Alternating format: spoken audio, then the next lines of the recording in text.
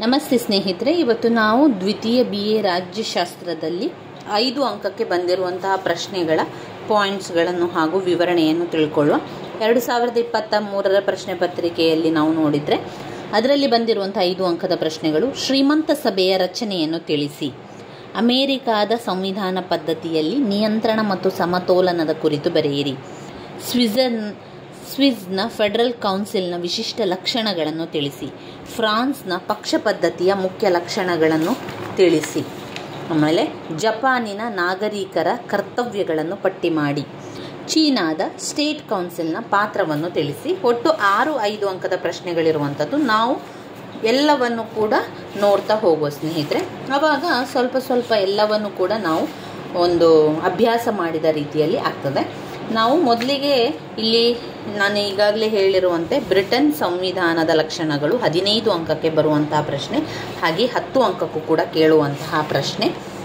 ಒಂದು ಪ್ರಶ್ನೆ ಪತ್ರಿಕೆಯಲ್ಲಿ 15 ಅಂಕಕ್ಕೆ ಕೇಳಿದ್ದಾರೆ, ಮತ್ತೊಂದು ಪ್ರಶ್ನೆ ಪತ್ರಿಕೆಯಲ್ಲಿ 10 ಅಂಕಕ್ಕೆ ಕೇಳಿರುವಂತಹ ಪ್ರಶ್ನೆ ಬ್ರಿಟನ್ನಿನ ಸಂವಿಧಾನದ ಲಕ್ಷಣ. ಅದಾದ ನಂತರ ಬರುವಂಥದ್ದು ಬ್ರಿಟನ್ನಿನ ಪ್ರಧಾನಮಂತ್ರಿಯ ಅಧಿಕಾರ ಮತ್ತು ಕಾರ್ಯಗಳನ್ನು ಕೂಡ ಹಾಗೆ 10 ಅಂಕಕ್ಕೆ ಹಾಗೆ 15 ಅಂಕಕ್ಕೆ ಬರುವಂತಹ ಪ್ರಶ್ನೆ ಪುಟ ಸಂಖ್ಯೆ 20ರಲ್ಲಿದೆ ನೋಡಿ. ಇದನ್ನು ಕೂಡ ನಾವು ಈಗಾಗಲೇ ತಿಳ್ಕೊಂಡಿದ್ದೇವೆ. ಬ್ರಿಟನ್ನಿನ ಸಾಮಾನ್ಯ ಸಭೆ, ಬ್ರಿಟನ್ನಿನ ಸಾಮಾನ್ಯ ಸಭೆಯ ರಚನೆ ಕೂಡ 10 ಅಂಕಕ್ಕೆ ಕೇಳುವಂತಹ ಪ್ರಶ್ನೆ. ಇನ್ನು ನಾವು ಶ್ರೀಮಂತ ಸಭೆಯ ರಚನೆಯ ಬಗ್ಗೆ ಬರೋಣ. ಪುಟ ಸಂಖ್ಯೆ 32ರಲ್ಲಿದೆ ನೋಡಿ. ಮೊದಲನೆಯ ಪ್ರಶ್ನೆ, ಶ್ರೀಮಂತ ಸಭೆಯ ರಚನೆಯನ್ನು ತಿಳಿಸಿ ಅಂತ ಕೇಳಿದ್ದಾರೆ.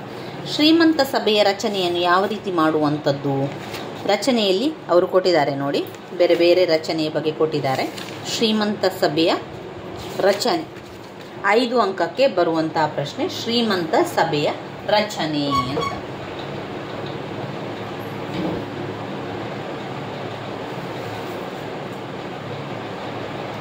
ಶ್ರೀಮಂತ ಸಭೆಯ ರಚನೆ ಇಂಗ್ಲೆಂಡಿನಲ್ಲಿ ಇದು ಒಂದು ಅನುವಂಶೀಯ ಸಭೆಯಾಗಿ ಬೆಳೆದಿದೆ. ಅನುವಂಶಿಕವಾಗಿ ಬಂದಿರುವಂಥದ್ದು ಅಂತ ಹೇಳಿದರೆ ತಲೆಮಾರಿನಿಂದ ಬಂದಿರುವಂಥದ್ದು, ಅಂದರೆ ಅಜ್ಜನಿಂದ ಅವರ ಮಗನಿಗೆ, ಮಗನಿಂದ ಮಗನಿಗೆ, ಈ ರೀತಿಯಾಗಿ ಶ್ರೀಮಂತ ಸಭೆಯು ಅನುವಂಶಿಕವಾಗಿ ಬಂದಿರುವಂಥ ಸಭೆ.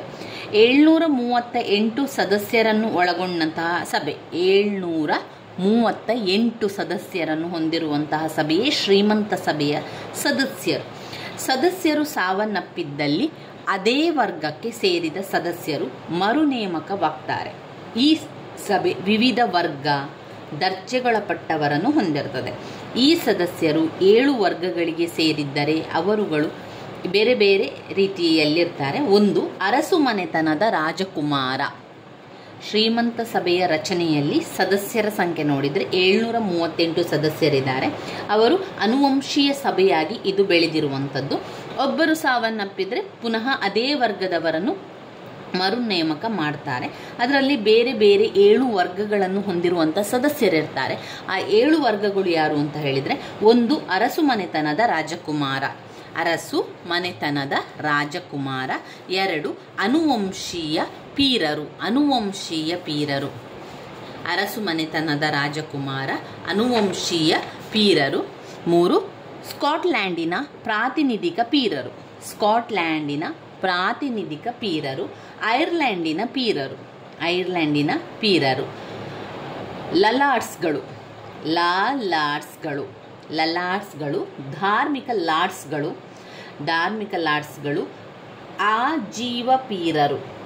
ಅಜೀವ ಪೀರರು ಮತ್ತು ಲಾರ್ಡ್ ಚಾನ್ಸಲರ್. ಈ ರೀತಿ 7 ವರ್ಗಗಳನ್ನು ಕಾಣ್ಬೋದು.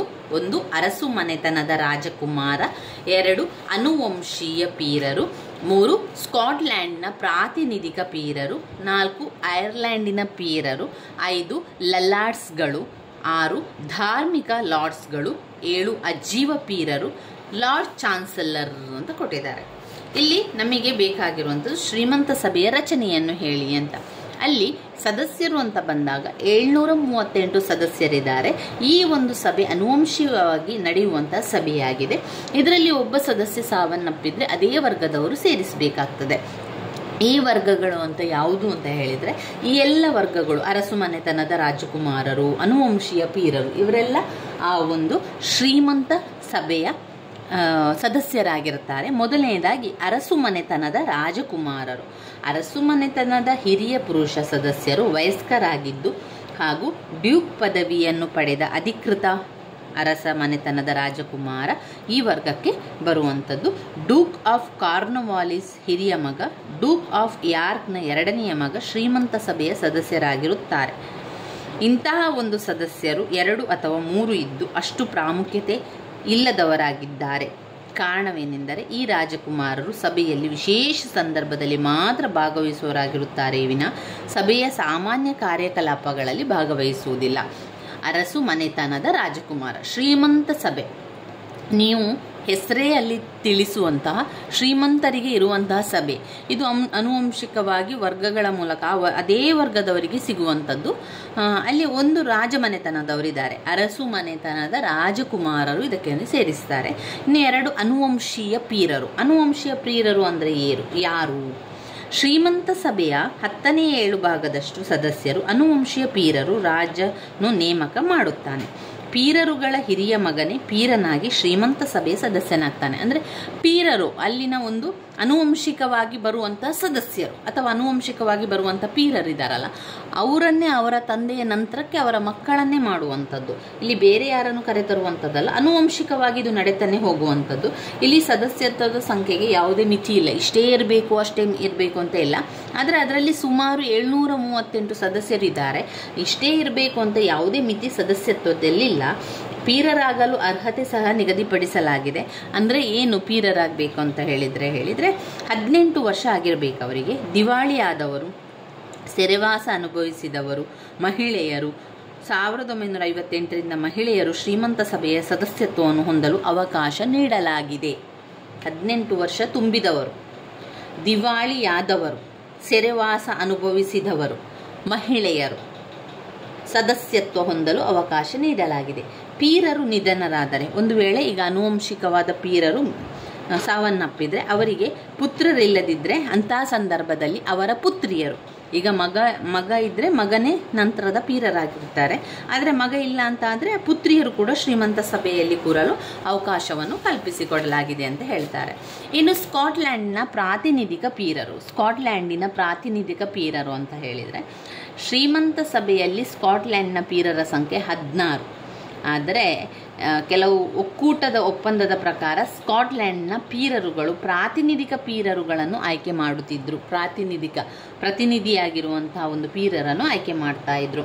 ಐರ್ಲ್ಯಾಂಡಿನ ಪೀರರು. ಶ್ರೀಮಂತ ಸಭೆಯಲ್ಲಿ ಐರ್ಲ್ಯಾಂಡ್ನ ಪೀರರನ್ನು ಕೂಡ ಸೇರಿಸಲಾಗುವಂಥದ್ದು. ಅವರ ಪೀರರ ನಂತರ, ಒಬ್ಬರ ಪೀರರ ನಂತರ ಮತ್ತೊಬ್ಬರು ಐರ್ಲ್ಯಾಂಡ್ನ ಪೀರರನ್ನೇ ಆಯ್ಕೆ ಮಾಡುವಂಥದ್ದು. ಇಲ್ಲಿ ಸ್ವತಂತ್ರ ರಾಜ್ಯವಾಗಿ ಘೋಷಿಸಲ್ಪಟ್ಟ ನಂತರ ನೂತನ ಪೀರರನ್ನು ಸೃಷ್ಟಿಸಿಲ್ಲ ಅಂತ ಹೇಳ್ತಾ ಇದ್ದಾರೆ. ಶ್ರೀಮಂತ ಸಭೆಯಲ್ಲಿ ಐರ್ಲೆಂಡಿನ ಪೀರರ ಸಂಖ್ಯೆ 28. ಐರಿಸ್ ಪೀರರು ಆಯ್ಕೆಯಾಗುತ್ತಿದ್ದರು. ನಂತರ ಅವರನ್ನು ಸೃಷ್ಟಿಸಿಲ್ಲ, ಆದ್ದರಿಂದ ಇವರ ಸಂಖ್ಯೆ ಕಡಿಮೆ ಆಗ್ತಾ ಬಂತು. ಇವರ ಸಂಖ್ಯೆ ಶ್ರೀಮಂತ ಸಭೆಯಲ್ಲಿ 1 ಮಾತ್ರವಾಗಿದೆ. ಲಲಾರ್ಡ್ಸ್ಗಳು ಅಂದರೆ ಶ್ರೀಮಂತ ಸಭೆಯಲ್ಲಿ ಸಾಮಾನ್ಯ ಲಲಾರ್ಡ್ಸ್ಗಳ ಸಂಖ್ಯೆ 1990ರವರೆಗೆ 9 ಇತ್ತು. ನಂತರ 21ಕ್ಕೆ ಏರಿತು. ಇವರ ಶ್ರೀಮಂತ ಸಭೆಯ ನ್ಯಾಯಾಂಗದ ಕಾರ್ಯವನ್ನು ನಿರ್ವಹಿಸುವಾಗ ನೆರವನ್ನು ಕೂಡ ನೀಡುತ್ತಾರೆ. ಇವರನ್ನು ನ್ಯಾಯಾಧೀಶರ ವರ್ಗದಿಂದ ಆಯ್ಕೆ ಮಾಡಿಕೊಳ್ಳುತ್ತದೆ ಹಾಗೂ ಇವರು ಶ್ರೀಮಂತ ಸಭೆಯಲ್ಲಿ ಅಜೀವ ಸದಸ್ಯತ್ವವನ್ನು ಕೂಡ ಹೊಂದಿರುತ್ತಾರೆ. ಇನ್ನು ಧಾರ್ಮಿಕ ಲಾರ್ಡ್ಸ್ಗಳು ಅಂತ ಹೇಳಿದರೆ, ಶ್ರೀಮಂತ ಸಭೆಯಲ್ಲಿ ಧಾರ್ಮಿಕ ಲಾರ್ಡ್ಸ್ಗಳು 26 ಸಂಖ್ಯೆಯಲ್ಲಿರುವಂಥದ್ದನ್ನು ಕಾಣ್ಬೋದು. ಇಲ್ಲಿ ಹಿರಿಯರು 24 ಬಿಷಪ್ ಗುರುಗಳು ಸದಸ್ಯತ್ವವನ್ನು ಹೊಂದಿರ್ತಾರೆ. ಅದರ ಸದಸ್ಯತ್ವ ಅನುವಂಶಿಕವಾಗಿರದೆ ಸದಸ್ಯತ್ವಕ್ಕೆ ಬಿಷಪ್ರು ರಾಜೀನಾಮೆ ನೀಡಿದರೆ ಅಥವಾ ನಿಧನರಾದರೆ ಆ ಪಟ್ಟಿಯಲ್ಲಿರುವ ಜ್ಯೇಷ್ಠತೆಯ ಆಧಾರದ ಮೇಲೆ ಸದಸ್ಯತ್ವವನ್ನು ಬಿಷಪ್ಪರು ಹೊಂದಿರುತ್ತಾರೆ. ಅಜೀವ ಪೀರರು. ಈ ಒಂದು ಪೀರೇಜ್ ಕಾಯ್ದೆಯ ಪ್ರಕಾರ ಅಜೀವ ಪೀರರುಗಳನ್ನು ರಾಜ್ಯತ್ವವು ನೇಮಕವನ್ನು ಮಾಡ್ತದೆ. ರಾಜ್ಯದ ಅತ್ಯುನ್ನತ ಹುದ್ದೆಯನ್ನು ಹೊಂದಿರುವವರನ್ನು ಹಾಗೂ ವೃತ್ತಿಯಿಂದ ನಿವೃತ್ತಿಯಾದವರನ್ನು ನೇಮಕ ಮಾಡಲಾಗುತ್ತದೆ. ಉದಾಹರಣೆಗೆ ಮಂತ್ರಿಗಳು, ಸಭಾಧ್ಯಕ್ಷರು ಇತ್ಯಾದಿ. ಈವರೆಗೆ ಇಂತಹ ಪೀರರುಗಳು 200 ಇದ್ದು ಅನುವಂಶೀಯ ಪದ್ಧತಿಯಲ್ಲಿ ಅದು ಅನುಸರಿಸಲಾಗುವುದಿಲ್ಲ. ಈ ವರ್ಗದ ಪೀರರುಗಳು ಸದನದ ಕಾರ್ಯಕಲಾಪಗಳಲ್ಲಿ ಕ್ರಿಯಾಶೀಲರಾಗಿ ಭಾಗವಹಿಸುತ್ತಾರೆ. ಯಾರು? ಅಜೀವ ಪೀರರು. ಇನ್ನು ಲಾರ್ಡ್ ಚಾನ್ಸಲರ್, ಶ್ರೀಮಂತ ಸಭೆಯ ಅಧ್ಯಕ್ಷತೆ ವಹಿಸುವವನಿಗೆ, ಶ್ರೀಮಂತ ಸಭೆಯ ಅಧ್ಯಕ್ಷತೆಯನ್ನು ವಹಿಸುವವನಿಗೆ ಏನೆಂದು ಕರೆಯುತ್ತಾರೆ? ಲಾರ್ಡ್ ಚಾನ್ಸಲರ್ ಎಂದು ಕರೆಯಲಾಗುತ್ತದೆ. ಈತ ಕ್ಯಾಬಿನೆಟ್ ಸದಸ್ಯನಾಗಿದ್ದು ಈತನನ್ನು ಪ್ರಧಾನಮಂತ್ರಿಯ ಸಲಹೆಯ ಮೇರೆಗೆ ರಾಜನು ನೇಮಕ ಮಾಡುತ್ತಾನೆ. ಈತ ಸಾಮಾನ್ಯ ಸಭೆಯ ಸಭಾಧ್ಯಕ್ಷ ಹೊಂದಿರುವಷ್ಟು ಅಧಿಕಾರ, ಸ್ಥಾನಮಾನವನ್ನು ಹೊಂದಿರುವುದಿಲ್ಲ. ಸದನದ ಕಾರ್ಯಕಲಾಪ ಲಾರ್ಡ್ ಚಾನ್ಸಲರನ್ನು ಉದ್ದೇಶಿಸಿ ಕಾರ್ಯಕಲಾಪ ನಡೆಸುವುದಕ್ಕೆ ಬದಲು ಶ್ರೀಮಂತ ಸಭೆಯು ಸೇರಿದ ಪ್ರಾರಂಭದಲ್ಲಿ ಮೈ ಲಾರ್ಡ್ಸ್ ಎಂದೇ ಸಂಬೋಧಿಸಿ ಕಾರ್ಯಕಲಾಪವನ್ನು ನಡೆಸುವಂಥದ್ದು. ಮೈ ಲಾರ್ಡ್ ಅಂತ ಹೇಳಿ ಎಲ್ಲವನ್ನು ಕೂಡ ಆರಂಭ ಮಾಡುವಂಥದ್ದು. ಶ್ರೀಮಂತ ಸಭೆಯ ಅಧ್ಯಕ್ಷನನ್ನು ಲಾರ್ಡ್ ಚಾನ್ಸಲರ್ ಅಂತ ಕರೆಯುವಂಥದ್ದನ್ನು ನೀವು ನೋಡಿರ್ಬೋದು. ಲಾರ್ಡ್ ಚಾನ್ಸಲರ್ ಏನೆಲ್ಲ ಮುಖ್ಯ ಅಧಿಕಾರ ಏನಿದೆ ಅಂತ ಹೇಳಿದರೆ, ರಾಜನು ಹೈಕೋರ್ಟಿನ ನ್ಯಾಯಾಧೀಶರನ್ನು ನೇಮಕ ಮಾಡುವಾಗ ಲಾರ್ಡ್ ಚಾನ್ಸಲರ್ನ ಶಿಫಾರಸಿಗೆ ಮನ್ನಣೆಯನ್ನು ಕೊಡಬೇಕು. ಕೌಂಟಿ ಕೋರ್ಟ್ಗಳಿಗೆ ನ್ಯಾಯಾಧೀಶರನ್ನು ನೇಮಕ ಮಾಡುವ ಅಧಿಕಾರ ಲಾರ್ಡ್ ಚಾನ್ಸಲರಿಗೆ ಸೇರಿದೆ. ಅತ್ಯುನ್ನತ ಅಪೀಲು ನ್ಯಾಯಾಲಯವಾಗಿ ಶ್ರೀಮಂತ ಸಭೆ ಕಾರ್ಯನಿರ್ವಹಿಸುವಾಗ ಸಭಾಧ್ಯಕ್ಷತೆಯನ್ನು ವಹಿಸುವ ಅಧಿಕಾರ ಲಾರ್ಡ್ ಚಾನ್ಸಲರ್ ಹೊಂದಿದ್ದಾನೆ. 1925ರ ಕಾಯ್ದೆ ಪ್ರಕಾರ ನ್ಯಾಯಾಲಯದ ವ್ಯವಸ್ಥೆಯನ್ನು ನಿಯಂತ್ರಿಸುವ ಹಾಗೂ ನೋಡಿಕೊಳ್ಳುವ ಅಧಿಕಾರ ಕೂಡ ಈತನಿಗಿದೆ. ಶ್ರೀಮಂತ ಸಭೆಯಲ್ಲಿ ರಾಜನ ಭಾಷಣವನ್ನು ಓದುವ ಅಧಿಕಾರವನ್ನು ಹೊಂದಿದ್ದಾನೆ. ಲಾರ್ಡ್ ಚಾನ್ಸಲರನ್ನು 10,000 ಪೌಂಡ್ ವಾರ್ಷಿಕ ವೇತನವನ್ನು, ನಿವೃತ್ತಿಯಾದ ನಂತರ 5,000 ಪೌಂಡ್ ವಾರ್ಷಿಕ ಪಿಂಚಣಿಯನ್ನು ಕೂಡ ಪಡೆಯುತ್ತಾನೆ. ಇದು ಶ್ರೀಮಂತ ಸಭೆಯ ರಚನೆಯಲ್ಲಿ ನಾವು ಬರೀಬೇಕಾಗಿರುವಂಥದ್ದು.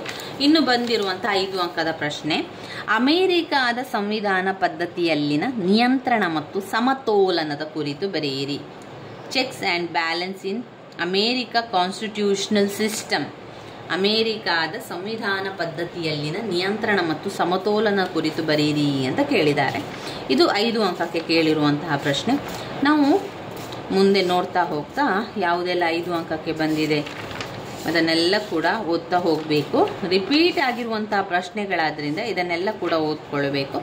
ಅಮೇರಿಕಾದ ಸಂವಿಧಾನದ ಲಕ್ಷಣ 10 ಅಂಕಕ್ಕೆ 15 ಅಂಕಕ್ಕೆ ಓದ್ಕೊಳ್ಬೇಕಾಗಿರುವಂತಹ ಪ್ರಶ್ನೆ ಸ್ನೇಹಿತರೆ. ಇದನ್ನು ನಾನು ಈಗಾಗಲೇ ನಿಮಗೆ ತಿಳಿಸ್ಕೊಟ್ಟಿದ್ದೇನೆ ಅದರ ಲಕ್ಷಣಗಳ ಬಗ್ಗೆ. ಹಾಗೆ ಅಮೇರಿಕಾದ ರಾಷ್ಟ್ರಾಧ್ಯಕ್ಷರ ಅಧಿಕಾರ ಮತ್ತು ಕಾರ್ಯಗಳು 10 ಅಂಕಕ್ಕೆ 5 ಅಂಕಕ್ಕೆ ಬರುವಂತಹ ಪ್ರಶ್ನೆ. ವೆರಿ ಇಂಪಾರ್ಟೆಂಟ್ ಆಗಿರುವಂತಹ ಪ್ರಶ್ನೆ. ಅದು ನೀವು 10 ಅಂಕಕ್ಕೆ 15 ಅಂಕಕ್ಕೆ ಸ್ಕಿಪ್ ಮಾಡದೆ ಓದ್ಕೊಳ್ಬೇಕು. ಸೆನೆಟ್ ಅನ್ನು ಕೇಳಿದ್ದಾರೆ ನೋಡಿ. ಇಲ್ಲಿ ಪಾಯಿಂಟ್ಸ್ ಅನ್ನು ನಾನು ಹೇಳ್ತಾ ಹೋಗ್ತೇನೆ. ಸೆನೆಟ್ ಅತ್ಯಂತ ಬಲಿಷ್ಠವಾದ ಮೇಲ್ಮನೆಯಾಗಿರಲು ಕಾರಣವೇನು? ಅಥವಾ ಹಾಗೆ ಕೇಳ್ತಾರೆ ಅಂತ ಇಲ್ಲ. ಅಥವಾ 5 ಅಂಕಕ್ಕೆ ಸೆನೆಟ್ನ ಬಗ್ಗೆ ತಿಳಿಸಿ ಅಂತ ಕೇಳಿದರೆ ಅದರ ಪಾಯಿಂಟ್ಸ್ಗಳನ್ನಷ್ಟೇ ಬರಿತಾ ಹೋಗಬೇಕು. ಪಾಯಿಂಟ್ಸ್ಗಳು ಬರೆದು ಸ್ವಲ್ಪ ವಿವರಣೆಯನ್ನು ಕೊಡ್ತಾ ಹೋಗಿ. ಪಾಯಿಂಟ್ಸ್ಗಳನ್ನು ಮಾತ್ರ ನಿಮಗೆ ನಾನು ಇಲ್ಲಿ ಹೇಳ್ತಾ ಹೋಗ್ತೇನೆ. ಸಣ್ಣ ಗಾತ್ರದ ಮೇಲ್ಮನೆ ಅಂದರೆ 100 ಪ್ರತಿನಿಧಿಗಳಿಂದ ಕೂಡಿರುವಂತಹ ಸೆನೆಟ್ ಸಣ್ಣ ಗಾತ್ರ ಅಂತ ಹೇಳ್ಬೋದಲ್ವಾ. ಅಲ್ಲಿ ಸೆನೆಟ್ ಸಣ್ಣ ಗಾತ್ರದ ಮೇಲ್ಮನೆ ಅಂದರೆ 100 ಜನರು ಇರುವಂಥದ್ದು. ಸೆನೆಟ್ನ ಬಗ್ಗೆ ಹೇಳಿದಾಗ ಸಣ್ಣ ಗಾತ್ರದ ಮೇಲ್ಮನೆ, ಸಣ್ಣ ಗಾತ್ರದ ಮೇಲ್ಮನೆ. 2 ದೀರ್ಘ ಅಧಿಕಾರದ ಅವಧಿ. 3 ಸೆನೆಟರುಗಳ ನೇರ ಚುನಾವಣೆ. 4 ಶಾಸನೀಯ ಹಾಗೂ ಹಣಕಾಸಿನ ವಿಷಯದಲ್ಲಿ ಸಮಾನ ಅಧಿಕಾರ. ಶಾಸನೀಯ ಹಾಗೂ ಹಣಕಾಸಿನ ವಿಚಾರದಲ್ಲಿ ಸಮಾನ ಅಧಿಕಾರ. 5 ವಿಶೇಷ ಕಾರ್ಯಾಂಗೀಯ ಅಧಿಕಾರಗಳು. ಸೆನೆಟ್ ಸದಸ್ಯನಿಗಿರುವ ಹೆಚ್ಚಿನ ವಾಕ್ ಸ್ವಾತಂತ್ರ್ಯ. ಸೆನೆಟ್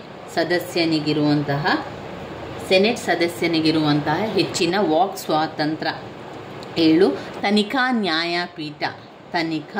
ನ್ಯಾಯಪೀಠ. 8 ಹಿರಿಯ ರಾಜಕಾರಣಿಗಳನ್ನು ಸದಸ್ಯರನ್ನಾಗಿ ಹೊಂದಿರುವುದು. ಸೆನೆಟ್ ಸಭೆಯ ದೀರ್ಘ ಅಧಿಕಾರಾವಧಿ. ಹಿರಿಯ ರಾಜಕಾರಣಿಗಳನ್ನು ಸದಸ್ಯರನ್ನಾಗಿ ಹೊಂದಿರುವುದು ಸೆನೆಟ್ ಸಭೆಯ ದೀರ್ಘ ಅಧಿಕಾರಾವಧಿ. 9 ತನಿಖಾ ಸಮಿತಿಗಳನ್ನು ರಚಿಸುವ ವಿಧಾನ. ತನಿಖಾ ಸಮಿತಿಗಳನ್ನು ರಚಿಸುವಂತಹ ವಿಧಾನ, ತನಿಖಾ ಸಮಿತಿಗಳನ್ನು ರಚಿಸುವ ವಿಧಾನ ನಾವು ಸೆನೆಟಿನಲ್ಲಿ ಬರಿತಾ ಹೋಗಬೇಕು. ಮತ್ತೊಮ್ಮೆ ಪಾಯಿಂಟ್ಸನ್ನು ಹೇಳ್ತಾ ಹೋಗ್ತೇನೆ. ಸಣ್ಣ ಗಾತ್ರದ ಮೇಲ್ಮನೆ, ಸಣ್ಣ ಗಾತ್ರದ ಮೇಲ್ಮನೆ, ದೀರ್ಘ ಅಧಿಕಾರದ ಅವಧಿ, ಸಣ್ಣ ಗಾತ್ರದ ಮೇಲ್ಮನೆ, ದೀರ್ಘ ಅಧಿಕಾರದ ಅವಧಿ, ಸೆನೆಟರುಗಳ ನೇರ ಚುನಾವಣೆ, ಶಾಸನೀಯ ಹಾಗೂ ಹಣಕಾಸಿನ ವಿಷಯದಲ್ಲಿ ಸಮಾನ ಅಧಿಕಾರ, ವಿಶೇಷ ಕಾರ್ಯಾಂಗೀಯ ಅಧಿಕಾರ, ವಿಶೇಷ ಕಾರ್ಯಾಂಗೀಯ ಅಧಿಕಾರಗಳು, ಸೆನೆಟ್ ಸದಸ್ಯನಿಗಿರುವ ಹೆಚ್ಚಿನ ವಾಕ್ ಸ್ವಾತಂತ್ರ್ಯ, ಸೆನೆಟ್ ಸದಸ್ಯನಿಗಿರುವ ವಿಶೇಷ ವಾಕ್ ಸ್ವಾತಂತ್ರ್ಯ, ತನಿಖಾ ನ್ಯಾಯಪೀಠ, ತನಿಖಾ ನ್ಯಾಯಪೀಠ, ತನಿಖಾ ಸಮಿತಿಗಳನ್ನು ರಚಿಸುವ ವಿಧಾನ, ತನಿಖಾ ಸಮಿತಿಗಳನ್ನು ರಚಿಸುವಂತಹ ವಿಧಾನವಾಗಿರುವಂಥದ್ದು. ಇನ್ನು ಅಮೇರಿಕಾದ ಸಂವಿಧಾನ ಪದ್ಧತಿಯಲ್ಲಿ 5 ಅಂಕಕ್ಕೆ ಬಂದಿರುವಂತಹ ಪ್ರಶ್ನೆ, ಅಮೇರಿಕ ಸಂವಿಧಾನ ಪದ್ಧತಿಯಲ್ಲಿನ ನಿಯಂತ್ರಣ ಮತ್ತು ಸಮತೋಲನ ಅಂತ ಕೇಳಿದ್ದಾರೆ. ನಿಯಂತ್ರಣ ಮತ್ತು ಸಮತೋಲನ ಎಲ್ಲಿದೆ?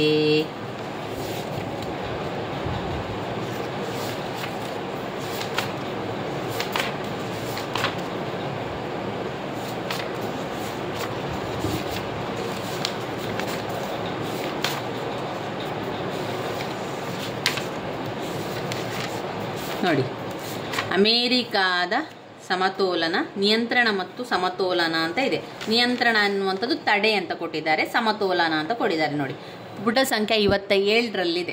ಅಮೇರಿಕಾದ ಸಂವಿಧಾನ ಪದ್ಧತಿಯಲ್ಲಿನ ನಿಯಂತ್ರಣ ಮತ್ತು ಸಮತೋಲನದ ಬಗ್ಗೆ ಟಿಪ್ಪಣಿ ಬರೆಯಿರಿ ಅಂತ ಅವರು 1 ಪುಟದಷ್ಟು ಕೊಟ್ಟಿದ್ದಾರೆ.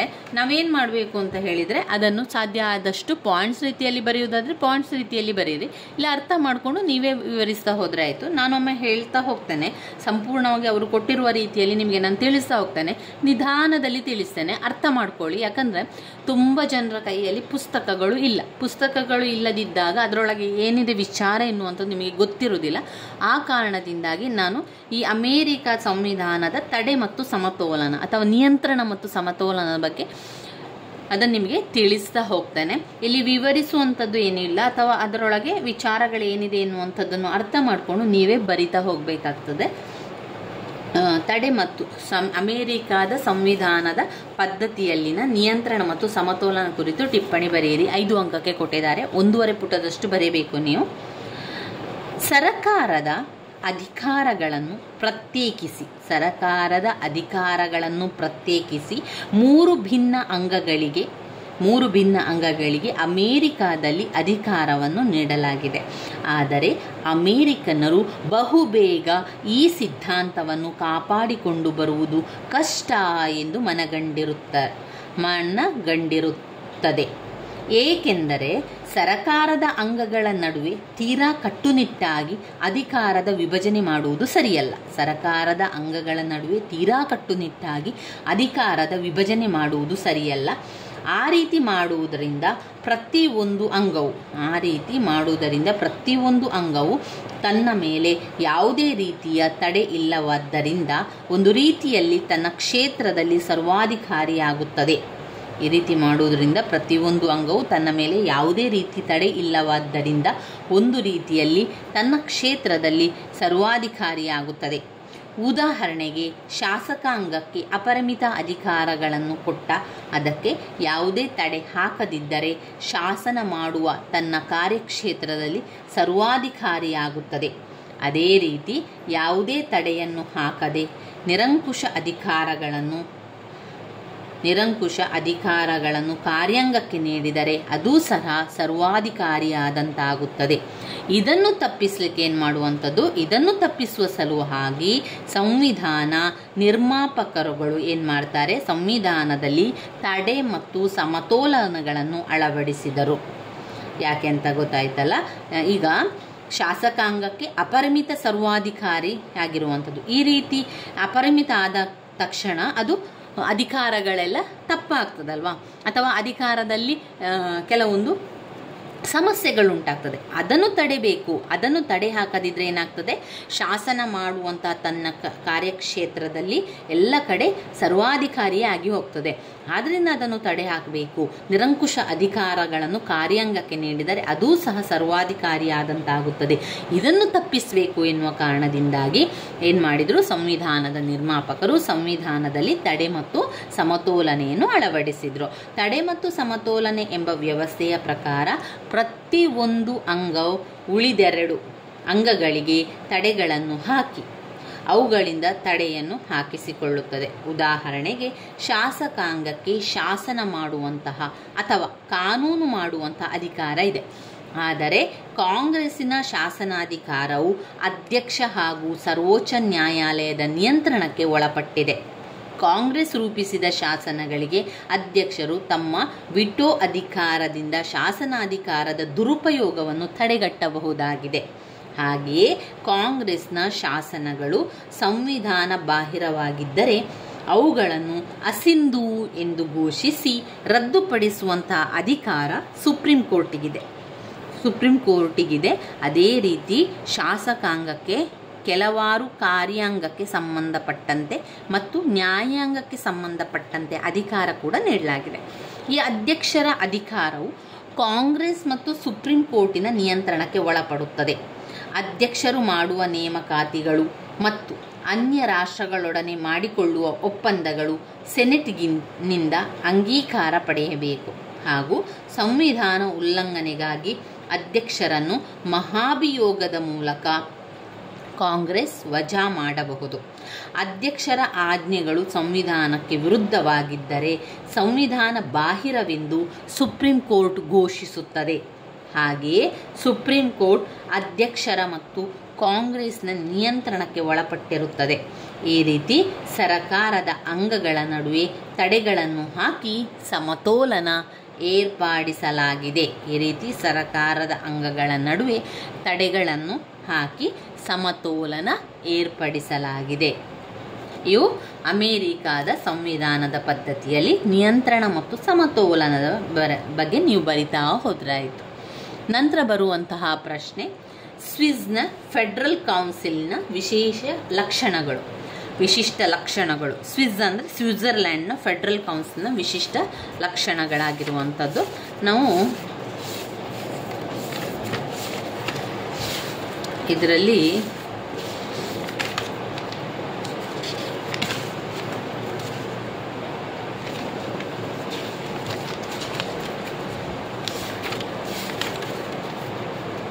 ಸ್ವಿಟ್ಜರ್ಲ್ಯಾಂಡ್ ಬಂತು ನೋಡಿ. ಸ್ವಿಸ್ನ ಫೆಡರಲ್ ಕೌನ್ಸಿಲ್ನ ವಿಶಿಷ್ಟ ಲಕ್ಷಣಗಳು. ಸ್ವಿಸ್ನ ಸಂವಿಧಾನದ ಲಕ್ಷಣಗಳು. ಸ್ವಿಸ್ನ ಸಂವಿಧಾನದ ಲಕ್ಷಣಗಳಲ್ಲಿ ಬರುವಂಥ ಪಾಯಿಂಟ್ಸ್ಗಳನ್ನು ಒಮ್ಮೆ ಹೇಳ್ತಾ ಹೋಗ್ತಾನೆ.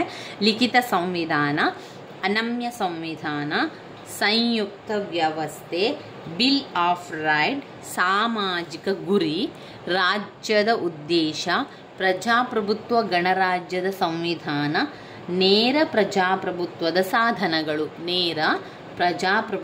ಸಾಧನಗಳು, ಬಹುತ್ವ ಕಾರ್ಯಾಂಗ, ದ್ವಿಸದನದ ವ್ಯವಸ್ಥೆ, ಸ್ವತಂತ್ರ ಮತ್ತು ಶಕ್ತಿರಹಿತ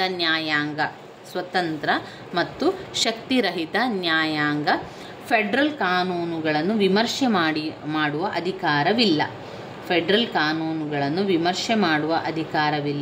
ದ್ವಿಪೌರ ವ್ಯವಸ್ಥೆ, ಕಡ್ಡಾಯ ಮಿಲಿಟರಿ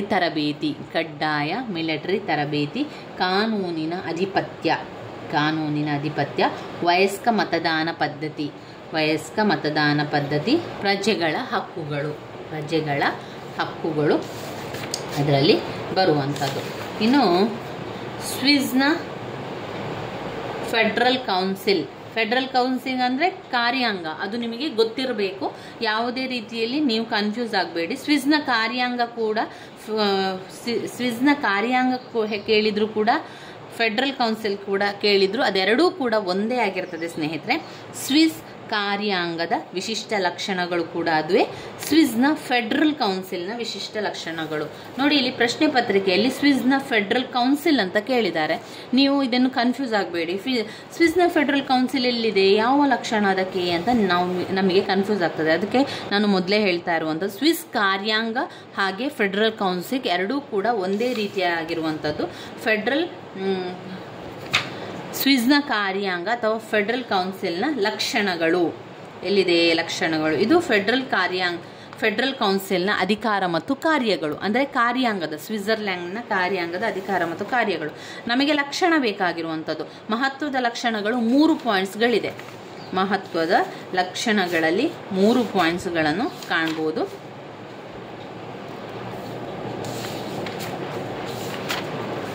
ಆ ಲಕ್ಷಣಗಳು ಬಹುತ್ವ ಕಾರ್ಯಾಂಗ, ಪಕ್ಷರಹಿತ ಪಾತ್ರ, ಸುಭದ್ರ ಹಾಗೂ ನೆಚ್ಚಿನ ಅವಧಿ,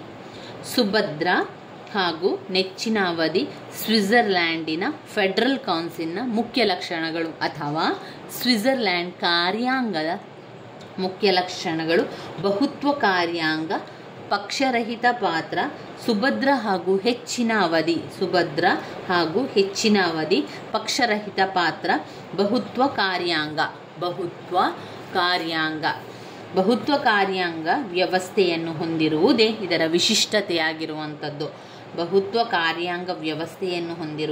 ವಿಶಿಷ್ಟತೆಯಾಗಿರುವಂಥದ್ದು. ಇದು 7 ಸದಸ್ಯರನ್ನೊಳಗೊಂಡಂತಹ ಬಹುತ್ವ ಕಾರ್ಯಾಂಗ. ಸರಕಾರದ ಎಲ್ಲ ಅಧಿಕಾರವನ್ನು 7 ಜನ ಸದಸ್ಯರು ಸಮನಾಗಿ ಆಳ್ವಿಕೆ ನಡೆಸುತ್ತಾರೆ. ಇಲ್ಲಿ ಯಾರಿಗೂ ಹೆಚ್ಚಿಲ್ಲ. ಎಲ್ಲ 7 ಮಂದಿ ಸಹ ಸರಿಸಮಾನರೇ.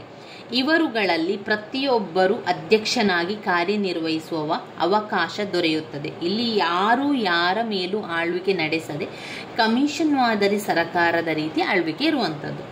ಲಾರ್ಡ್ ಬ್ರೈನ್ ಮಾತಿನಲ್ಲಿ ಅವರು ಏನು ಹೇಳ್ತಾ ಇದ್ದಾರೆ ಅಂತ ಹೇಳಿದರೆ, ಈ ಒಂದು ಗಣರಾಜ್ಯದಲ್ಲಿ ಎಲ್ಲಿಯೂ ವ್ಯಕ್ತಿ ಕಾರ್ಯಾಂಗವನ್ನು ಹೊರತುಪಡಿಸಿ ಬಹುತ್ವ ಕಾರ್ಯಾಂಗ ಆಡಳಿತ ನಡೆಸಲು ಅವಕಾಶ ನೀಡಿಲ್ಲ ಅಂತ ಹೇಳಿರುವಂಥದ್ದು.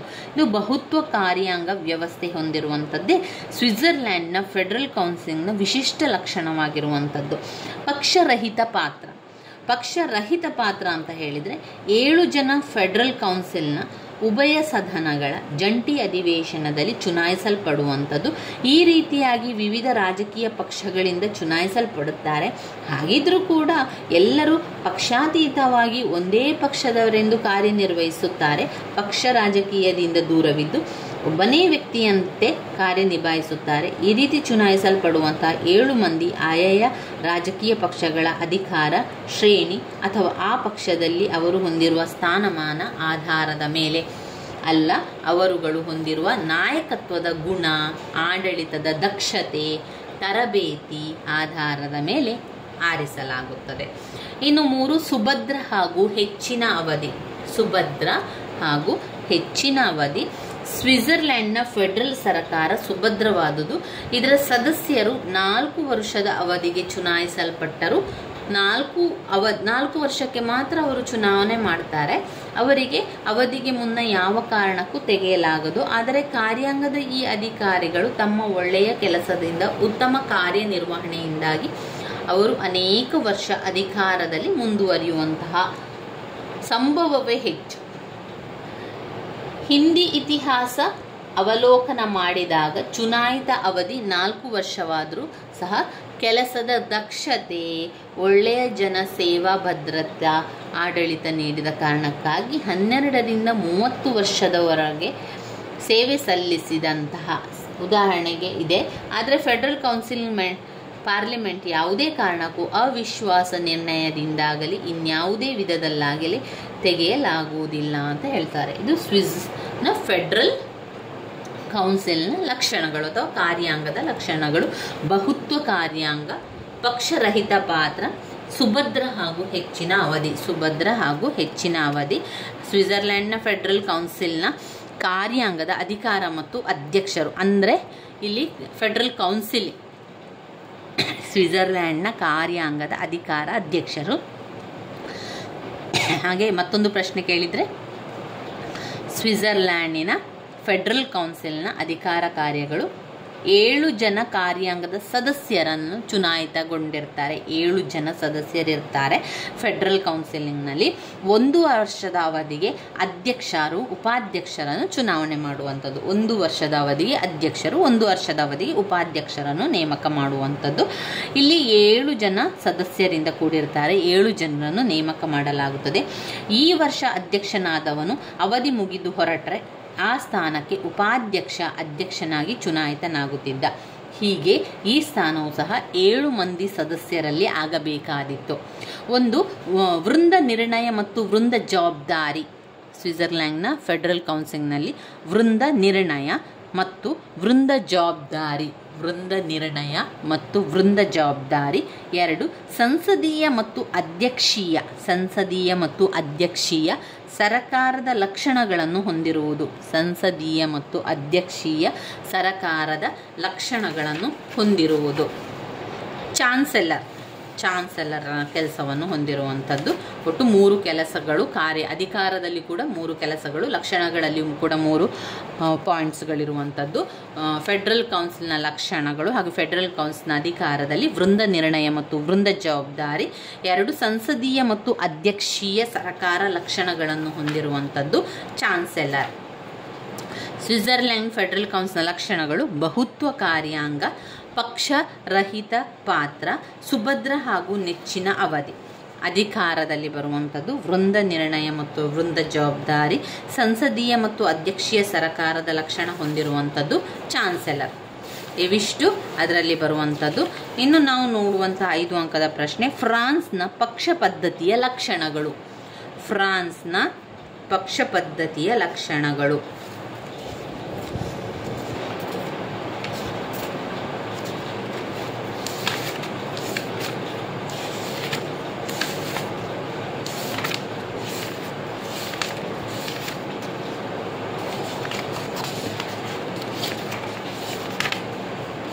ಇದು ನಾವು 10 ಅಂಕಕ್ಕೆ ಓದ್ಕೊಂಡಿದ್ದೇವೆ ಸ್ನೇಹಿತರೆ. ಫ್ರಾನ್ಸ್ನ 5ನೇ ಗಣರಾಜ್ಯ ಸಂವಿಧಾನದ ಲಕ್ಷಣಗಳು ಬೇರೆ ಬೇರೆ ಇಂಪಾರ್ಟೆಂಟ್ ಆಗಿರುವಂಥದ್ದು. ಪ್ರಸ್ತಾವನೆಯುಳ್ಳ ಒಂದು ಲಿಖಿತ ಸಂವಿಧಾನ, ಗಣತಂತ್ರೀಯ ಸಂಪ್ರದಾಯಗಳು ಮತ್ತು ಜನತಾ ಪರಮಾಧಿಕಾರ, ಸಂಸದೀಯ ಮತ್ತು ಅಧ್ಯಕ್ಷೀಯ ಪದ್ಧತಿಗಳ ಸಮ್ಮಿಶ್ರಣ. 4. ಮಿತಾಧಿಕಾರವುಳ್ಳ ದ್ವಿಸದನದ ಶಾಸಕಾಂಗ, ಪ್ರಜಾ ನಿರ್ಧಾರ, ಸಂವೈಧಾನಿಕ ಸಮಿತಿ, ತುರ್ತು ಅಧಿಕಾರಗಳು, ತಿದ್ದುಪಡಿ ಮತ್ತು ಸಂವಿಧಾನದ ಅನಮ್ಯತೆ. ತಿದ್ದುಪಡಿ ಮತ್ತು ಸಂವಿಧಾನದ ಅನಮ್ಯತೆ ಆಗಿರುವಂಥದ್ದು. ಈಗ ನಾವು 5 ಅಂಕಕ್ಕೆ ಓದಬೇಕಾಗಿರುವಂಥದ್ದು ಫ್ರಾನ್ಸ್ನ ಪಕ್ಷ ಪದ್ಧತಿಯ ಲಕ್ಷಣಗಳು. ಫ್ರಾನ್ಸ್ನ ಪಕ್ಷ ಪದ್ಧತಿ ಇದು ಫ್ರಾನ್ಸಿನ ಶಾಸಕಾಂಗದ ರಚನೆ ಮತ್ತು ಸಂಘಟನೆಯಲ್ಲಿ ಒಂದು ರಾಷ್ಟ್ರೀಯ ಸಭೆ, ಸೆನೆಟ್, 2 ಸೆನೆಟ್, ಅದರಲ್ಲಿ ಶಾಸನೀಯ ಅಧಿಕಾರಗಳು, ಹಣಕಾಸಿನ ಅಧಿಕಾರಗಳು, ಕಾರ್ಯಾಂಗೀಯ ಅಧಿಕಾರಗಳು, ನ್ಯಾಯಿಕ ಕಾರ್ಯಗಳು ಬರುವಂಥದ್ದು. ಫ್ರಾನ್ಸ್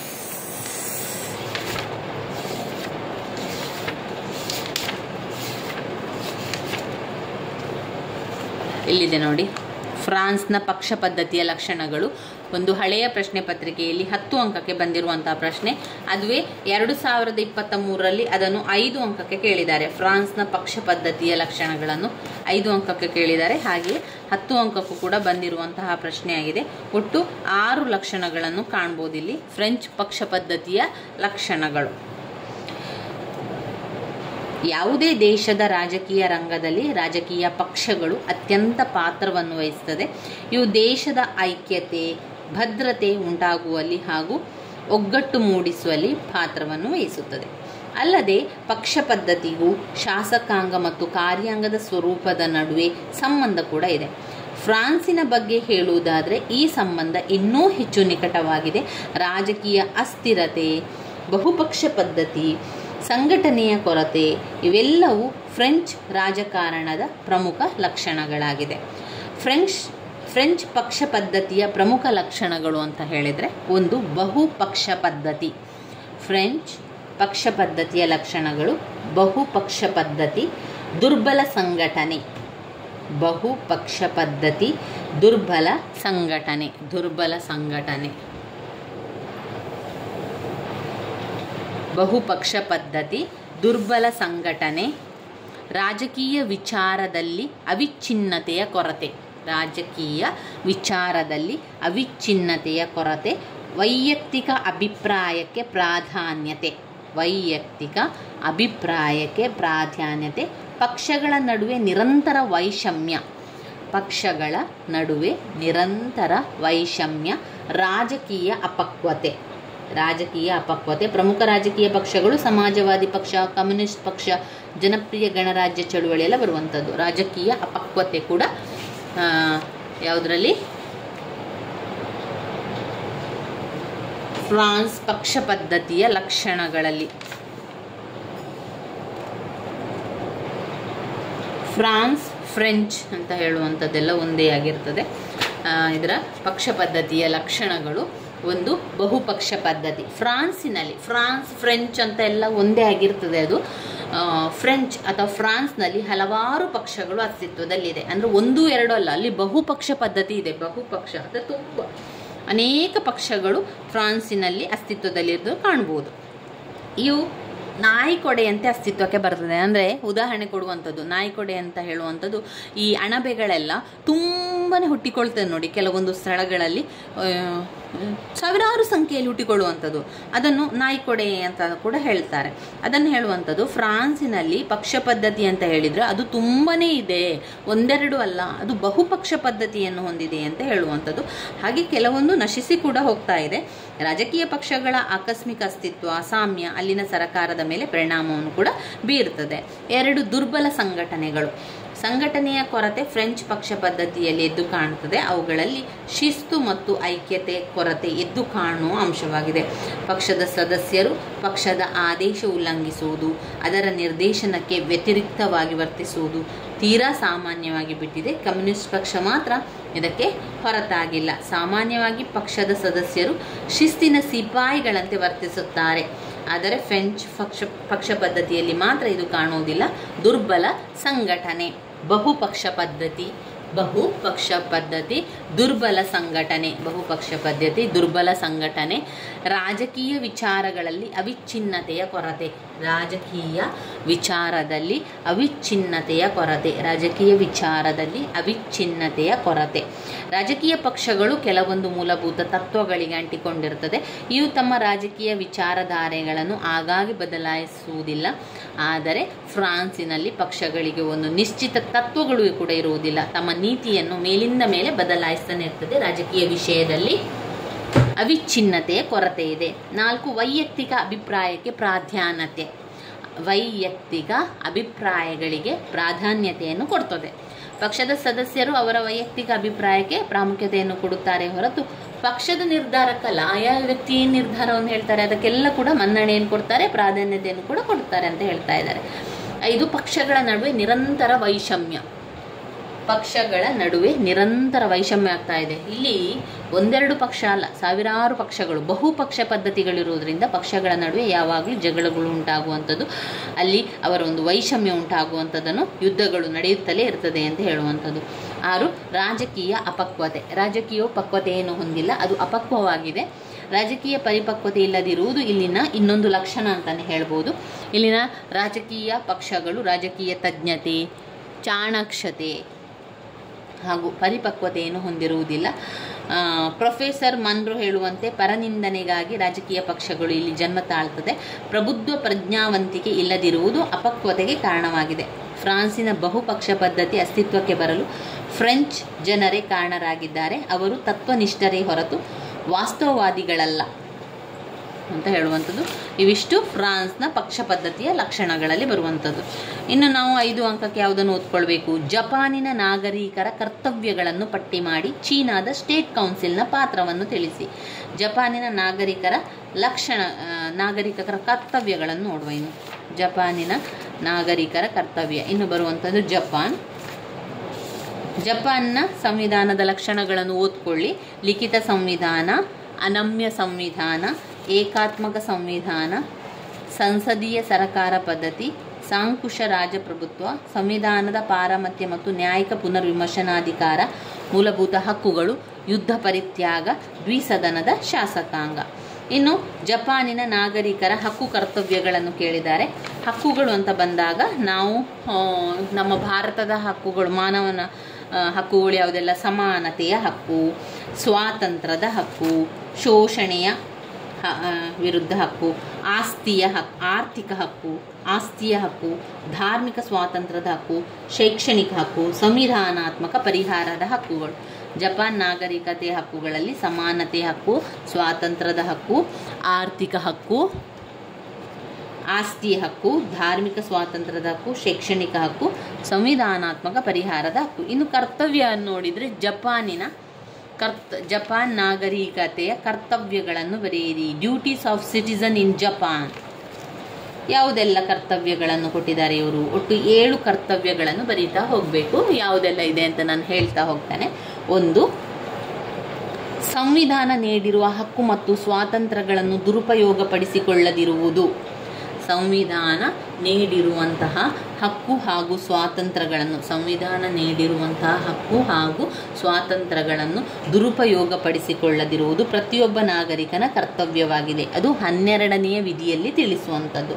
ಇನ್ನು 2, ಹಕ್ಕುಗಳನ್ನು ಸಾರ್ವಜನಿಕ ಕಲ್ಯಾಣಕ್ಕಾಗಿ ಉಪಯೋಗಿಸುವುದು 13ನೇ ವಿಧಿ. ಹಕ್ಕುಗಳನ್ನು ಸಾರ್ವಜನಿಕರ ಕಲ್ಯಾಣಕ್ಕಾಗಿ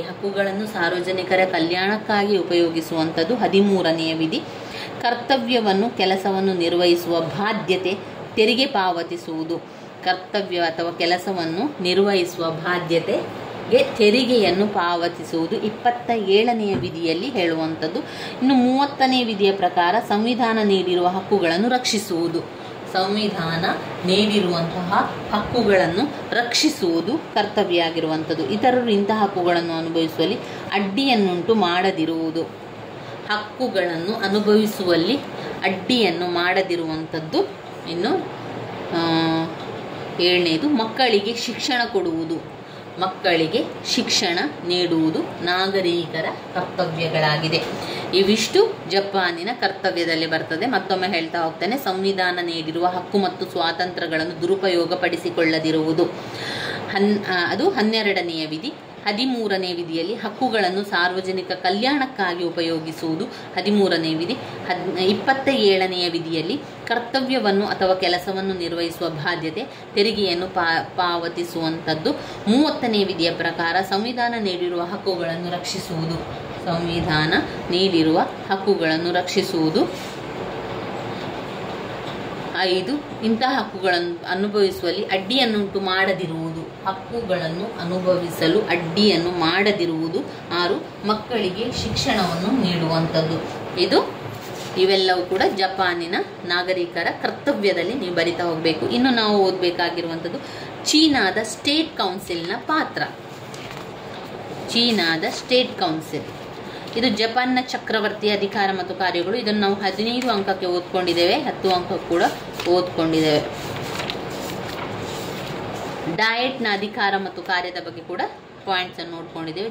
ಜಪಾನಿನ ಸಂಸತ್ತಿನ ಬಗ್ಗೆ ಶಾಸನೀಯ ಅಧಿಕಾರಗಳು, ಹಣಕಾಸಿನ ಅಧಿಕಾರಗಳು, ಆಡಳಿತಾತ್ಮಕ ಕಾರ್ಯಗಳು ಅಥವಾ ಕಾರ್ಯಾಂಗದ ಕಾರಣಗಳು, ನ್ಯಾಯಿಕ ಕಾರ್ಯಗಳು, ಇದೆಲ್ಲ ನಿಮಗೆ ಪಾಯಿಂಟ್ಸ್ ಗೊತ್ತಿದ್ರೆ ಸಾಕು, ನಂತರ ಬರಿತಾ ಹೋಗ್ಬೋದು. ನ್ಯಾಯಿಕ ಕಾರ್ಯಗಳು, ಸಂವಿಧಾನಾತ್ಮಕ ಕಾರ್ಯಗಳು, ಚುನಾಯಿತ ಕಾರ್ಯಗಳು, ಡಯಟ್ನ ಸ್ಥಾನಮಾನಗಳು. ಇದು ಜಪಾನ್ ಪಕ್ಷ ಪದ್ಧತಿಯ ಲಕ್ಷಣಗಳು. ಜಪಾನ್ ಪಕ್ಷ ಪದ್ಧತಿಯ ಲಕ್ಷಣಗಳಲ್ಲಿ ಪಾಯಿಂಟ್ಸ್ಗಳನ್ನು ಹೇಳ್ತಾ ಹೋಗ್ತೇನೆ. ಸಂವಿಧಾನೇತರ ಅಥವಾ ಅತಿರಿಕ್ತ ಸಂವಿಧಾನಾತ್ಮಕ ಬೆಳವಣಿಗೆ. ಸಂವಿಧಾನೇತರ ಅಥವಾ ಅತಿರಿಕ್ತ ಸಂವಿಧಾನಾತ್ಮಕ ಬೆಳವಣಿಗೆ. 2, ಬಹುಪಕ್ಷ ಪದ್ಧತಿ. 3, ಸೈದ್ಧಾಂತಿಕ ಅಂಶಗಳ ಪಾತ್ರ. 4, ಒಡಕು ಮತ್ತು ವಿಲೀನ. 5, ಗುಂಪುಗಾರಿಕೆ. ಜಪಾನಿನ ಪಕ್ಷ ಪದ್ಧತಿಯ ಲಕ್ಷಣಗಳು. ಕೇಂದ್ರೀಕರಣ ಮತ್ತು ಗುಂಪುಗಾರಿಕೆ. ಅಧಿಕಾರಶಾಹಿ ಸ್ವರೂಪ. ಸ್ಥಳೀಯತೆ, ಧಾರ್ಮಿಕ ಪ್ರಭಾವ. ಸ್ಥಳೀಯತೆ, ಧಾರ್ಮಿಕ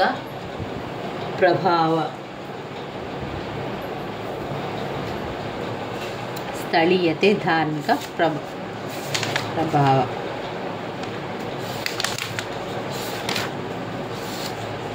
ಕಮ್ಯುನಿಸ್ಟ್ ಚೀನಾದ ಸ್ಟೇಟ್ ಕೌನ್ಸಿಲ್.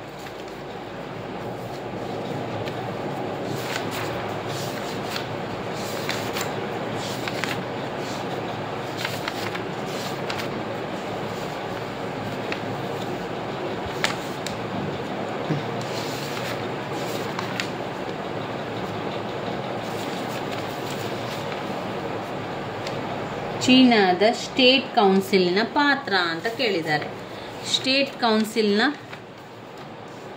ಚೀನಾದ ಸ್ಟೇಟ್ ಕೌನ್ಸಿಲ್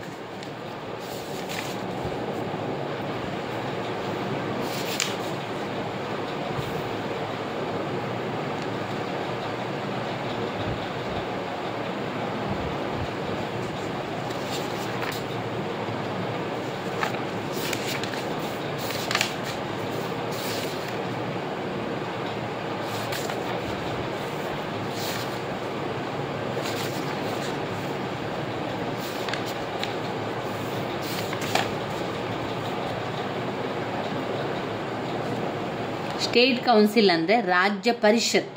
ನೋಡ್ಕೊಳ್ಬೇಕು ಅದು ಯಾವ ಪ್ರಶ್ನೆ ಅಂತ ಹೇಳಿ. ಚೀನಾದ ಸ್ಟೇಟ್ ಕೌನ್ಸಿಲ್ನ ಪಾತ್ರವನ್ನು ತಿಳಿಸಿ ಅಂತ ಕೇಳಿದ್ದಾರೆ. ಸ್ಟೇಟ್ ಕೌನ್ಸಿಲ್ ಎನ್ನುವಂಥದ್ದು council in role of state council in ಚೀನಾದ ಸ್ಟೇಟ್ ಕೌನ್ಸಿಲ್ನ ಪಾತ್ರ. ಸ್ಟೇಟ್ ಕೌನ್ಸಿಲ್ ಅಂದರೆ ಏನು? ರಾಜ್ಯ ಪರಿಷತ್ತು. ಚೀನಾದ ರಾಜ್ಯ ಪರಿಷತ್ತಿನ ಪಾತ್ರದ ಬಗ್ಗೆ ಕೇಳಿದ್ದಾರೆ. ರಾಜ್ಯ ಪರಿಷತ್ತು ಎಲ್ಲಿದೆ ನೋಡ್ಕೊಳ್ಳಿ. ನೋಡಿ, ರಾಜ್ಯ ಪರಿಷತ್ನ ಕಾರ್ಯ ಇಲ್ಲಿದೆ. ಇದನ್ನೇ ಸ್ಟೇಟ್ ಕೌನ್ಸಿಲ್ ಅಂತ ಹೇಳುವಂಥದ್ದು. ನಮಗೆ ಕೆಲವೊಮ್ಮೆ ಏನಾಗ್ತದೆ ಅಂದರೆ ಕನ್ಫ್ಯೂಸ್ ಆಗ್ತದೆ ಈ ಪ್ರಶ್ನೆಗಳನ್ನು ನೋಡಿದಾಗ. ಚೀನಾದ ಸ್ಟೇಟ್ ಕೌನ್ಸಿಲ್ ಎಲ್ಲಿದೆ, ನಾನು ಇದನ್ನು ಓದ್ಕೊಳ್ಳಿಲ್ಲ ಅಲ್ವಾ, ಇದರ ಪ್ರಶ್ನೆ ಎಲ್ಲಿ ಬಂದಿದೆ ಎನ್ನುವಂತಹ ನಮಗೆ ಗೊಂದಲಗಳು ಉಂಟಾಗ್ತದೆ. ಇದೇ ಪ್ರಶ್ನೆ ರಾಜ್ಯ ಪರಿಷತ್ತಿನ ಕಾರ್ಯಗಳೇ ಸ್ಟೇಟ್ ಕೌನ್ಸಿಲ್ಗಳ ಕಾರ್ಯ ಮತ್ತು ಪಾತ್ರಗಳಾಗಿರುವಂಥದ್ದು. ಅದುವೇ ನಾವು ಬರಿಬೇಕಾಗಿರುವಂಥದ್ದು. ಸ್ಟೇಟ್ ಕೌನ್ಸಿಲ್ ಎನ್ನುವಂಥದ್ದು ರಾಜ್ಯ ಪರಿಷತ್ತಿನ ಪಾತ್ರಗಳು ಕಾರ್ಯಗಳೆಲ್ಲ ಆಗಿರುವಂಥದ್ದು. ಅದನ್ನೇ ನಾವು ಬರಿತಾ ಹೋಗುವಂಥದ್ದು. ಕಾರ್ಯಗಳ ಬಗ್ಗೆ, ಕಾರ್ಯಪಾತ್ರ ಎಲ್ಲದರಲ್ಲಿ ಬರುವಂಥ ವಿಚಾರಗಳಾಗಿದೆ. ಏನೆಲ್ಲ ಅದು? ಸ್ಟೇಟ್ ಕೌನ್ಸಿಲ್, ಚೀನಾದ ಸ್ಟೇಟ್ ಕೌನ್ಸಿಲ್ನ ಕಾರ್ಯಗಳು. ರಾಜ್ಯ ಪರಿಷತ್ತು, ಚೀನಾದ ರಾಜ್ಯದ ಪರಿಷತ್ತು. ಕನ್ಫ್ಯೂಸ್ ಆಗಬೇಡಿ, ಎರಡು ಪ್ರಶ್ನೆ ಕೂಡ ಒಂದೇ ಉತ್ತರ ಆಗಿರುವಂಥದ್ದು. ರಾಜ್ಯ ಪರಿಷತ್ತಿನ ಕಾರ್ಯ ಹಾಗೆ ಸ್ಟೇಟ್ ಕೌನ್ಸಿಲ್ನ ಪಾತ್ರ ಕಾರ್ಯಗಳು ಒಂದೇ ಆಗಿರುವಂಥದ್ದು. ಸಂವಿಧಾನದ 89ನೇ ವಿಧಿಯಲ್ಲಿ ಇದರ ಬಗ್ಗೆ ತಿಳಿಸ್ತಾ ಇದ್ದಾರೆ. ಅದು ಯಾವುದೆಲ್ಲ? ರಾಜ್ಯ ಸಮಿತಿಯು ಸರಕಾರದ ಧೋರಣೆಗಳನ್ನು ರೂಪಿಸಿ ಅವುಗಳನ್ನು ಅನುಷ್ಠಾನಗೊಳಿಸುತ್ತದೆ. ರಾಜ್ಯ ಸಮಿತಿಯು ಸರಕಾರದ ಧೋರಣೆಗಳನ್ನು ರೂಪಿಸಿ ಅವುಗಳನ್ನು ಅನುಷ್ಠಾನಗೊಳಿಸುತ್ತದೆ. 2, ಅದು ದೇಶದ ಆಡಳಿತವನ್ನು ನಡೆಸಿಕೊಂಡು ಹೋಗುತ್ತದೆ. ದೇಶದ ಆಡಳಿತವನ್ನು ನಡೆಸಿಕೊಂಡು ಹೋಗುತ್ತದೆ. 3, ಆಡಳಿತಾತ್ಮಕ ಕ್ರಮಗಳನ್ನು ತೆಗೆದುಕೊಳ್ಳುವುದು ಮತ್ತು ಅವುಗಳನ್ನು ಕಾರ್ಯಾಚರಣೆ ತರುವ ಅಧಿಕಾರವನ್ನು ಹೊಂದಿದೆ. ಅದಕ್ಕೆ ಅಗತ್ಯವಾದ ಕಾನೂನುಗಳನ್ನು ರಚಿಸಿಕೊಳ್ಳುವ ಅಧಿಕಾರ ಕೂಡ ಅದಕ್ಕಿದೆ. 4, ಶಾಸನೀಯ ಪ್ರಸ್ತಾವಗಳನ್ನು ರೂಪಿಸಿದೆ. ರಾಜ್ಯ ಸಮಿತಿಯು ಶಾಸನೀಯ ಪ್ರಸ್ತಾವಗಳನ್ನು ರೂಪಿಸಿ ರಾಷ್ಟ್ರೀಯ ಜನತಾ ಕಾಂಗ್ರೆಸ್ ಮತ್ತು ಅದರ ಸ್ಥಾಯಿ ಸಮಿತಿಯ ಒಪ್ಪಿಗೆಗಾಗಿ ಮಂಡಿಸುತ್ತದೆ. 5, ಸರಕಾರದ ವಿವಿಧ ಇಲಾಖೆಗಳ ಕಾರ್ಯದಲ್ಲಿ ಸಮನ್ವಯತೆಯನ್ನುಂಟು ಮಾಡುವುದು. ಸರಕಾರದ ವಿವಿಧ ಇಲಾಖೆಗಳ ಕಾರ್ಯದಲ್ಲಿ ಸಮನ್ವಯತೆಯನ್ನುಂಟು ಮಾಡುವುದು. ಸಮಿತಿಗಳ ಕಾರ್ಯಗಳ ಮತ್ತು ಸ್ಥಳೀಯ ಸಂಸ್ಥೆಗಳ ಮೇಲ್ವಿಚಾರಣೆಯನ್ನು ಕೂಡ ನಡೆಸುವಂಥದ್ದು. 6, ರಾಷ್ಟ್ರದ ಆರ್ಥಿಕ ಯೋಜನೆಗಳನ್ನು ತಯಾರಿಸಿ ಕಾರ್ಯಾಚರಣೆಗೆ ತರುವುದು. ರಾಷ್ಟ್ರದ ಆರ್ಥಿಕ ಯೋಜನೆಗಳನ್ನು ತಯಾರಿಸಿ ಕಾರ್ಯಾಚರಣೆಗೆ ತರುವಂಥದ್ದು. 7, ರಾಷ್ಟ್ರದ ಆಯವ್ಯಯವನ್ನು ತಯಾರಿಸಿ ಅದಕ್ಕೆ ಶಾಸಕಾಂಗದ ಸಮ್ಮತಿ ಪಡೆಯುವುದು ರಾಜ್ಯ ಸಮಿತಿಯ ಕಾರ್ಯಗಳಲ್ಲೊಂದಾಗಿದೆ. 8, ವಿದೇಶಾಂಗ ವ್ಯಾಪಾರವನ್ನು ನಿಯಂತ್ರಿಸುವ ಅಧಿಕಾರ. ವಿದೇಶಾಂಗ ವ್ಯಾಪಾರವನ್ನು ನಿಯಂತ್ರಿಸುವಂಥ ಅಧಿಕಾರ. ರಾಷ್ಟ್ರದ ಸಾಂಸ್ಕೃತಿಕ, ಶೈಕ್ಷಣಿಕ, ಸಾರ್ವಜನಿಕ ಆರೋಗ್ಯಗಳ ಬಗ್ಗೆ ಮಾರ್ಗದರ್ಶನವನ್ನು ನೀಡುತ್ತದೆ. ಇನ್ನು ರಾಷ್ಟ್ರದ ರಕ್ಷಣೆ ಮಾಡುವಂಥದ್ದು, ಸೈನಿಕ ವ್ಯವಸ್ಥೆಯನ್ನು ಮಾಡಿಕೊಡುತ್ತದೆ. ನ್ಯಾಯಿಕ ಆಡಳಿತ ಮುಂತಾದವುಗಳನ್ನು ನಿರ್ದೇಶನ ಮತ್ತು ಮೇಲ್ವಿಚಾರಣೆಯನ್ನು ಮಾಡುತ್ತದೆ. ಆಡಳಿತ ಸಿಬ್ಬಂದಿಯ ತರಬೇತಿಯ ಬಗ್ಗೆ ಸೂಕ್ತ ವ್ಯವಸ್ಥೆಯನ್ನು ಮಾಡುತ್ತದೆ. ಆಡಳಿತ ಸಿಬ್ಬಂದಿಯ ತರಬೇತಿಯ ಬಗ್ಗೆ ಸೂಕ್ತ ವ್ಯವಸ್ಥೆಯನ್ನು ಮಾಡುತ್ತದೆ. ಪ್ರಾಂತ್ಯಗಳು, ಸ್ವಾಯತ್ತ ಪ್ರದೇಶಗಳು, ಮುನ್ಸಿಪಲ್ ಪ್ರದೇಶಗಳಲ್ಲಿ ಮಾರ್ಷಲ್ ಕಾನೂನು ಜಾರಿಗೊಳಿಸುವ ಬಗ್ಗೆ ತೀರ್ಮಾನಿಸುತ್ತದೆ. ರಾಷ್ಟ್ರೀಯ ಕಾಂಗ್ರೆಸ್ ಮತ್ತು ಅದರ ಸ್ಥಾಯಿ ಸಮಿತಿ ನೀಡಿದ್ದನ್ನು ಇತರ ಕಾರ್ಯಗಳನ್ನು ರಾಜ್ಯ ಸಮಿತಿ ನೆರವೇರಿಸುತ್ತದೆ. ಕಾಲಕಾಲಕ್ಕೆ ಆಡಳಿತಕ್ಕೆ ಸಂಬಂಧಪಟ್ಟಂಥ ವಿವರಗಳನ್ನು ರಾಷ್ಟ್ರೀಯ ಜನತಾ ಕಾಂಗ್ರೆಸ್ಸಿಗೆ ಅದು ನೀಡಬೇಕಾಗುತ್ತದೆ. ಇವಿಷ್ಟು ವಿಚಾರಗಳು ನಾವು ರಾಜ್ಯ ಪರಿಷತ್ತಿನ ಕಾರ್ಯಗಳು. ಅಂದರೆ ರಾಜ್ಯ ಪರಿಷತ್ತಿನ ಕಾರ್ಯ ಅಂತ ಹೇಳಿದರೆ ಏನು? ಚೀನಾದ ಸ್ಟೇಟ್ ಕೌನ್ಸಿಲ್ನ ಕಾರ್ಯಗಳು ಅಂತ ಬಂದಾಗ ನಾವು ಅದನ್ನು ಬರೀಬೇಕಾಗ್ತದೆ. ಇವಿಷ್ಟನ್ನು ನಾವು ನೋಡಿದರೆ ಸಂಪೂರ್ಣವಾದ ಒಂದು ಪ್ರಶ್ನೆ ಪತ್ರಿಕೆಯಲ್ಲಿ ಬಂದಿರುವಂತಹ 5 ಅಂಕದ ಪ್ರಶ್ನೆಗಳನ್ನು ಓದ್ಕೊಂಡೆವು, 10 ಅಂಕದ ಪ್ರಶ್ನೆಗಳನ್ನೆಲ್ಲವನ್ನು ಓದ್ಕೊಂಡೆವು, 15 ಅಂಕದ ಪ್ರಶ್ನೆಗಳನ್ನು ಓದ್ಕೊಂಡೆವು. ಇದರಿಂದ ಏನು ನಮಗೆ ಸುಲಭ ಆಯಿತು ಅಥವಾ ಇದರಿಂದ ನಮಗೆ ಏನು ಅನುಕೂಲ ಆಯಿತು ಅಂತ ಹೇಳಿದರೆ, ಈಗ 5 ಅಂಕದ ಪ್ರಶ್ನೆಗಳನ್ನು ಅವರು 6 ಪ್ರಶ್ನೆಗಳನ್ನು ಕೊಡ್ತಾರೆ. ನಾವು ಬರೆಯುವಂಥದ್ದು 4 ಪ್ರಶ್ನೆಗಳನ್ನು ಆಯ್ಕೆ ಮಾಡಿ ಬರೀಬೇಕು. ನೀವು ಈ 6-5 ಅಂಕದ ಪ್ರಶ್ನೆಯನ್ನು ಸರಿಯಾಗಿ ಕಲಿತುಕೊಂಡ್ರೆ ಖಂಡಿತವಾಗಿಯೂ ಇದರಲ್ಲಿ ಯಾವುದಾದ್ರೂ 4 ಪ್ರಶ್ನೆಗಳು ನಿಮಗೆ ಗೊತ್ತಿರುವಂತಹ ಪ್ರಶ್ನೆಗಳಾಗಿರ್ತದೆ. ಇನ್ನು 10 ಅಂಕದ ಪ್ರಶ್ನೆ ಅಂತ ಬಂದಾಗ ನಾವು 5-10 ಅಂಕದ ಪ್ರಶ್ನೆಗಳನ್ನು ತಿಳ್ಕೊಂಡಿದ್ದೇವೆ. ಈ 5-10 ಅಂಕದ ಪ್ರಶ್ನೆಗಳನ್ನು ಕಲ್ತಿರುವುದರಿಂದ 3ಕ್ಕೆ ಮಾತ್ರ ನಾವು ಉತ್ತರವನ್ನು ಬರಿಬೇಕಾಗಿರುವಂಥದ್ದು.